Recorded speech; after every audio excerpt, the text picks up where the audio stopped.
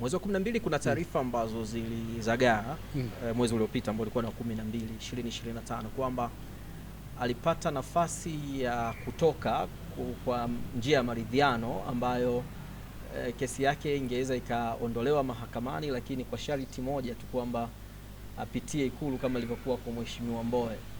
Zilikuwa ni habari za kwenye mitandao, lakini ukweli wake huenda nyinyi ambao mnamtembelea mara kwa mara ukute hilo aliwahi kuliongea, na kama aliwahi kuliongea litakuwa lina ukweli. Kama hakuwahi kuliongea basi zitabakia kuwa ni habari za mitandao. Kuna ukweli katika hilo? Ndugu mwandishi, na mimi nilisikia hizo tetesi.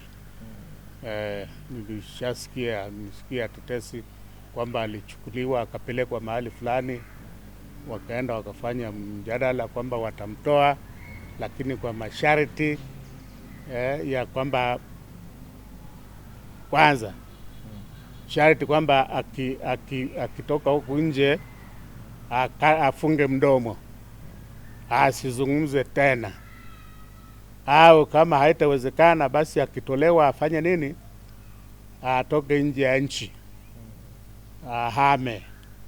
Na mimi nimelisikia jambo hilo, lakini siwezi kudhibitisha, na kwa kweli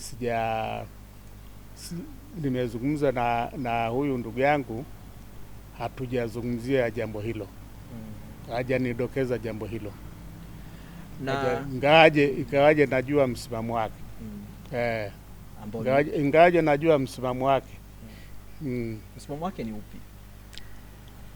Msimamo wa namna gani? Kwamba atolewe kwa masharti, maridhiano. Wakati mwingine sio masharti, wanasema maridhiano. Huyu ameshtakiwa kwa kosa kubwa la uhaini, na waliomshtaki ni jamhuri, ni serikali wenyewe ndio wamemshtaki, na kesi inaendelea mahakamani, imekwama mahakamani kama ambavyo unasema, kama ambavyo tunajua.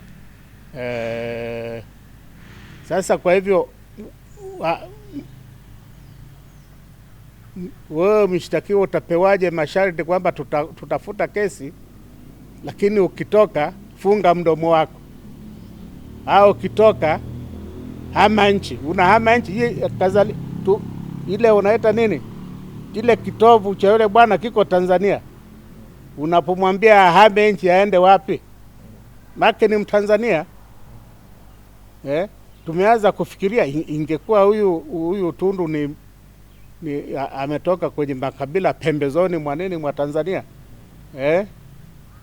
wapi huko Masai au huko nini, huko Kigoma, wangeshamwambia wewe sio nini, wewe sio raia wa Tanzania, kwa hiyo wanafuta uraia. Bahati nzuri kazaliwa katikati ya Tanzania, na na wazazi wake na ndugu zake wanajulikana, kwa hiyo angalao kisingizio hicho hamna.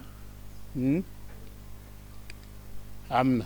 Lakini hayo masharti, kwa hivyo masharti bado sio rasmi, lakini hata yakiwa rasmi hayawezi kukubalika. Hata yakiwa rasmi hayawezi kukubalika. Ukishafuta kesi, manake ni kwamba huna doa lolote. Kwa hiyo una hiari ya kukaa nchini kwako, ufanye shughuli zako za nini, za maisha za kisiasa, au kama utataka kutoka nje ya nchi ukatembee huko nje au kufanya nini, ni hiari yako wewe vile vile.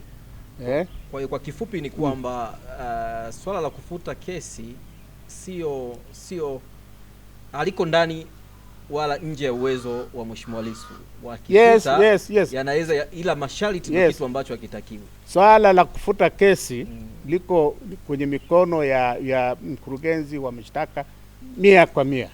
Ana mamlaka yoyote ya kufuta nini?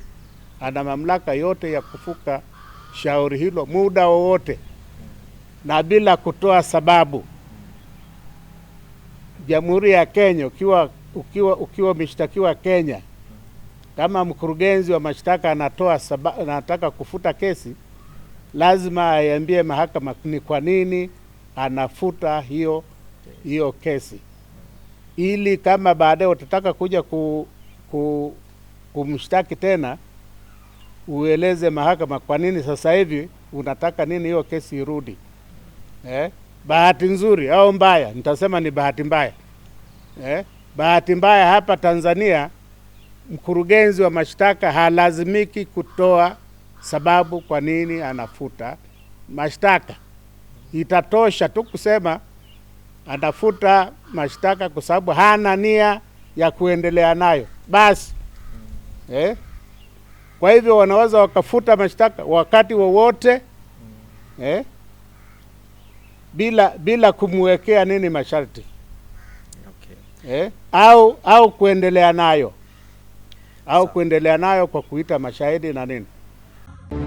Usisahau kusubscribe na kugusa alama ya kengele ili uwe wa kwanza kupata taarifa zetu kila tunapoweka Msomi News.